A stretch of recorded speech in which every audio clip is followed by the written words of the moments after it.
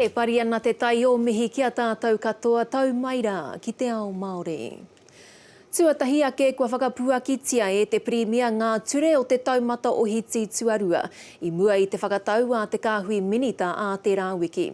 A koe nei tātou kā kōrero kia heta Gardner, he oi tuatahi ake kia titiro ake rā tātou ki te āhua o tā tātou noho i te taumata tuarua. Ka pakotia ngā miru a ka āhei te toro atu ki ngā whānau me ngā hoa i Aotearoa nei. Ka tuwhera anō ngā pakihi he oi e akina tonu tia na ngā whakahaerenga rereke. Ka tuwhera anō ngā moro ngā toa kuti makawe me ngā pāpara kāuta. Nā mo te taha ki ngā wharekai me u ki ngā ture e toru. Arā kia kaua e kōpā te whare i te tangata ka tahi ka rua kia tika te whakawehewehe i te tangata i ngā tēpu anō hoki. Kia ko tahi te weita ki ia tēpu ka toru. Kia ko tahi rau heke iho ngā tāngata i ngā huihuinga a ko te tangihanga anō tērā. E whakaaetia ana ngā hākinakina me ngā mahi ārehia he oe me ūtonu ki ngā ture mo ngā huihuinga te tūtohi tūtakitaki me te tūtawhiti anō hoki. Nā hei whakawhānui ake i ngā kōrero i puta i te rā nei tēnā kia tahuri mata o rāntu tātou ki tā tātou karere kia heta Gardner e tū mai ana ki te wharepāre mata i tēnei wā. E heta he panonitanga nui hei te hekenga ki te taumata o hiti tuarua. Tika tonu wiki TURIA ko te ao ki tua o te taumata tuatoru ki te taumata tuarua he ao rerekera wātu ki tērā kua wāia nei tātou. I ngā ono wiki kua hori nau nei wētahi o ēnei āhuatanga i hora nei ka tae te whakawhānui i te miru o te tangata, ka tūwhera ko ngā wharekai, ka tūwhera ko ngā pāpara kauta. He tānga manawa hoki mō wā tātou whanaunga kei te noho ki te taha moana, ka whakaetia ngā āhuatanga kaukau katoa, ko te ruku kai moana tērā. Ki te taha hākinakina nau nei te kōrero, he tānga manawa mō ngā tāngata pēnei ki au, kua hoha katoa te mātaki i ngā replay o ngā kēmu whutupōro me ngā kēmu riki no ngā rā o nehe. Nō reira, he tānga manawa o tauahunga, me te taha tūruhi hoki i kaha te ao ki te whai i tauataha i tēnei wiki, mō ngā pakihi tūruhi, he tino tānga manawa kia heke, ki te taumata o hiti tuarua. Engari aha kua wēnei āhuatanga kei reira hoki te whakatūpatotanga a te pirimia. When it comes the time to move, we want to move with confidence. That means the Ministry of Health and experts giving us the best advice on how to do that. If that advice is to move in a phased way, because level 2 taken all at once has too many risks, because, for instance, it includes gatherings of people, I would rather take that advice and move out slowly than be in level 3 longer than we need to. Equally, no one wants to make a decision that leads to us yo-yoing between levels. Tēnā e te wirongo nei koutou i ngā kōrero a te pirimia mena he āwangawanga ōna ko wētahi wāhanga noa pea o te taumata o hiti tuarua ka kōkiritia a ko wētahi wāhanga ka ūtonu ki te taumata tuatoru.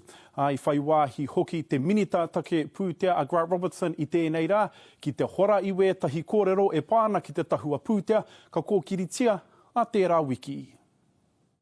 No, we didn't throw our budget out, but in terms of those new spending initiatives in the budget priority areas, we went back, we reassessed each of those, and we decided that our focus had to be on COVID-19.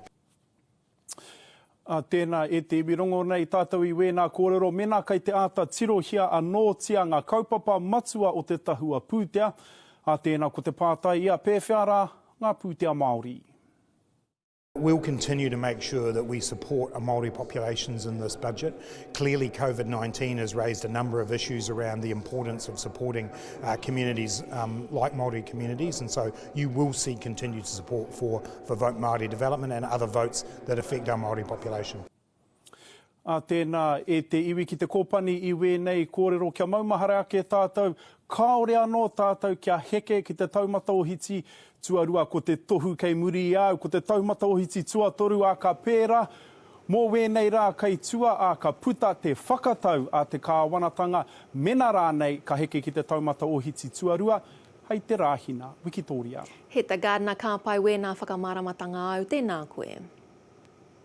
Nā hei te hekenga ki te taumata o hiti tuarua, tū anō ai ko te whakataetai Super Rugby me te whakataetai Poitarawhiti ANZ. Kāre kore e huro ana ngā apataki hākina-kina me ngā kairipoata hākina-kina. Pēnei a koe hoa e James, hei ahea tū anō ai ngā tukinga arohe. E hoi wiki o kāre anō kia whakatau hei ahea timatai, kei te whangatonu ngā puari whakahaere matua, kia whakatau rāno te kāwanatanga hei ahea tātou, heke ai ki te pai ohiti tuarua. Hoi hei tā te nuinga o ngā puari, mai taua wā, ka tori wiki pēr ngā kapa ai whakangungu atu, ka tahi ka hoki anō ki te papatākaro. Anā, ko Poitarawhiti Aotearoa me Futu Poro Aotearoa etahi o ngā hākina-kina tuatahi, ka mea mai te rangi nei, ka timata rātau i raro i te pai tuarua. Hoi ko Futu Poro Aotearoa te mea tuatahi ka whakatau tō rātau mahere rautaki, arā ka tuki ngā kapa Super Rugby e rima, kia rātau anō, kia rua ngā wā, o tira te kauwiki te roa. A ko te manoko nui ka āhei hoki te kapa ōpango ki te tākaro kia hita reiria, ki te whakae hoki, ki te whakawhiti atu i te tāhimana, he wai taihoa tonu ka kite tō tātou kapa Māori. Yeah, I mean, I guess at the moment we're factoring any international or cross-border play for later in the year, and it's incredibly fluid. So, you know, all of those things are being considered and on the table. We just need to I guess our feeling is we just need to make a start once we get the proper green light to go around Super Rugby and see what time and opportunities that gives us for any other rugby opportunities later in the year. E hoa te ahua nei ka wātea ngā wāhi tākaro. Ai rai hoa, i raro i ngā ture o taumata tuarua, ka kore whakae ngā apataki ki te haere a tina natu ki ngā tākaro nei. He oi ka pāho tonu ngā kēmu kiringa puaka whakata, no reira ka noho tonu tātou ki te kāinga, haere rāne ki ngā pāpara kauta e āhei ana. He oi ko te mea nui kia mahara nei no tātou ka hoki anō ngā kapa hākina-kina ki te papatākoro kāre ko atu i tērā. Ana, no mātou te whiwhi no ngā tāhua putea o ngā kapa tākaro anu hoki te whiwhi. No te rangi nei hoatu e te kāwanatanga he rua te kau miriona tāra ki ngā hākina-kina ārohe. He oi hei tā JENNIE WYLLIE o Poitarawhiti Aotearoa. Te tāia e rātou te tatari ki te hūrai mō aua pūtea tautoko. Ka mutu e wero wana ia ki te kāwanatanga kia taurite hia ngā pūtea āwhina ki ngā hākina-kina ahakoa tāne mai, ahakoa wahine mai. Our participation numbers are equal to both rugby, cricket, football, so we're all in about the same boat. And rugby receives about 23 million. Football is around the $17 million mark, and cricket's about 10, and netball sits at 7.5. And they have emergent female games, but if you really start to look at that based on our membership, I think what we're kind of getting is about $52, and some of those other codes are getting north of 150 per head. He tāpiri atu ki ēnā kōrero e te iwi ko Cameron George noho ki tērā i kōrero ki te komiti ārai mata uru tā i te rangi nei. Ai reira ia kōrero ai mo te mōreareatanga o tō rātou tāhua pūtea. Me te mataku hoki i tēnā pea ko te kapa wahine NRL o ngā Warriors, ko ngā kapa taiohi tonu era ka whakakorengia nā rungai te pakarutanga o te pūkoro. Nō reira e te iwi aha koe kainamu mai nei etahi hākina-kina, he roa tonu te huarahi e orara wātu ai, ngā hākina-kina. Wikitoria. James Perry, tēnā koe.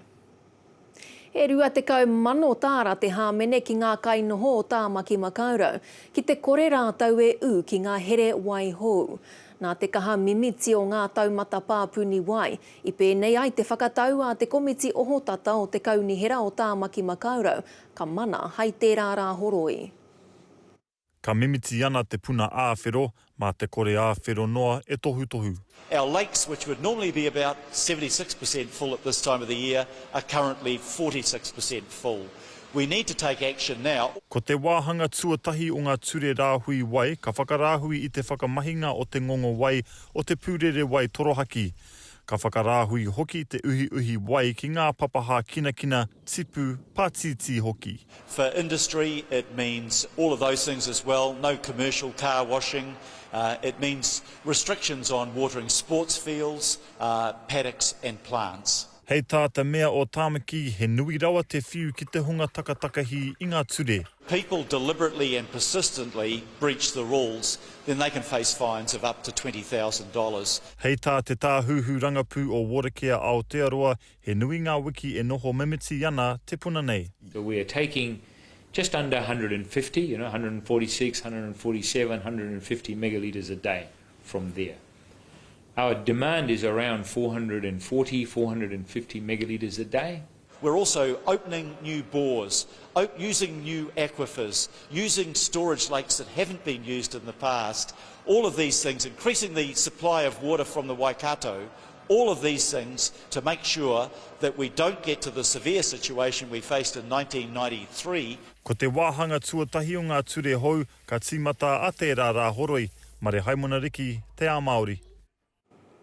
Nā ko tahi atu anō te tangata kua pāngia e te mate uruta ki Aotearoa nei. Nō reira ko tahi mano e whārau 81 te tōpūtanga tūroro. Tokorua ngā tāngata kai roho hipera ko tahi mano e torurau, 32 ngā tāngata kua whakamāui ake i te mate nei. Ko tahi rau e 26 ngā uri Māori e 79 ngā uri Pasifika kua pāngia. E 7 e torurau 23 ngā tāngata i whakamātauhia ina nahi nei. Nā e karanga nā kahurangi TARIANA TURIA ki a ngai Māori kia whai reo ai rātau i ngā whakatau a te kāwanatanga. Ko tāna nā Māori anō rātau i kuhu hei kaupare i te mate urutā. A me whai wāhi atu tātau ki ngā whakataunga e whai pāngāna ki a tātau. Kei a te mahemi te roa ngāke. He reo tautahito, he karanga whakapātari, e rere atu ana ki te iwi mō ngā whakatau a te kāwanatanga i te wā o te urutā. I get very annoyed when people think they have to make critical decisions for us, about us. And what they didn't stop to think was that nobody in their right mind would have wanted to see the spread of COVID. But they never gave us the opportunity to look at how we might be able to maintain tikanga, but address the issues that would be of concern. Ko puku tēnā o te kuia nei ki te haukoti i te tangihanga i runga anō i ngā ture noho here me te kore whakawhitiwhiti kōrero me te Māori. I'm sure that we could have found our way forward with this issue, but we were never given the chance to. And I get a bit tired of governments who think they know what's best for all of us. Ko tā kahurangi TARIANA whakapai, kāre tonu te kāwanatanga, e pono ki te Māori e mahi ai, ko tō te Māori e whakaaro ai. You know, trust us to do what we know to be right. And I think that that's probably what annoys me more than anything, is the fact that we don't get trusted. But we've watched people who have taken up the responsibility of the state to continue to feed and take care of families who were in dire straits. E whakai ana tana hoa mahi ōmua, e ai ki a te ururoa Flavel, tau ai te mōrearea ki runga i te whenua, ka eke a ngai Māori ki te pai. Me ki ngā, ko waia ki tāta ki enei momo āhutanga. E ngā tau ko hipake, ka tau te rū ki runga o tautahi, ka mutu ki kai ko aura. I pēra rawa te āhutanga o ngai Māori, ngai tahu mai, wātene Māori mai, te puni kōkiri mai, ki te whakaritiri te iwi, ka mutu ki te noho hei tuara mō me ki mō Aotearoa whānui tonu. To deny us the right to make those decisions ourselves, I think is absolutely appalling. He reo whakatūpato pea, hei ngā rā, e tū mai nei, te mehemi, te Ao Māori.